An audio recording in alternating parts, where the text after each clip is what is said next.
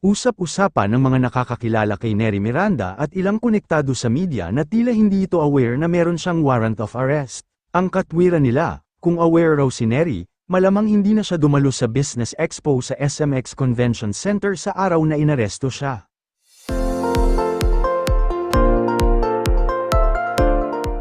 Ayon kasi sa post ni Neri noong November 15 ay inaanyayahan niya ang lahat sa November 23 para sa nasabing event. Ito ang bahagi ng post ni Neri, "From starting with gourmet to you, to building the powerhouse wise na Mrs. Empire, Neri Miranda is the definition of Filipino entrepreneurial spirit. This success story turned MBA student will share her secrets on turning small investments into thriving businesses.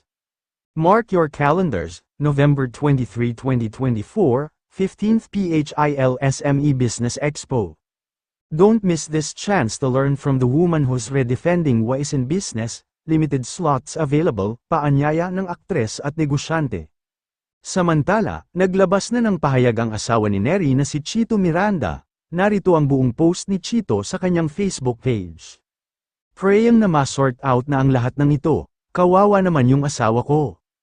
Never nanloko si Neri, at never siya nanlamang sa kapwa. Never siyang kumuha or nanghingi ng pera kahit kanino man. Alam ng lahat yan, tulong lang siya ng tulong hanggat kaya niya. Minsan kahit di na nakakabuti sa kanya, kadalasan nga, naaabuso na siya pero hinahayaan niya na lang, basta wala siyang ginawang masama. Pinapa sa Diyos niya na lang, tulad ngayon, endorser lang siya tapos ginamit yung face niya to get investors. Kinasuhan siya ng mga nabiktima. Tapos last week, bigla na lang siyang inaresto for the same case kahit hindi pa siya binigyan ng notice na may bagong criminal complaint pala laban sa kanya, and di niya na-defend yung sarili niya. Wala siyang na-receive na letter from the prosecutor, walang subpoena, walang kahit anong notice. Yung mga dati, na-receive naman niya, at nag-comply siya. Alam naman ng lahat na madali kami mahanap sa Alfonso anyway, dinampot na lang siya bigla, na-dismiss na yung mga similar na kaso sa ibang lugar.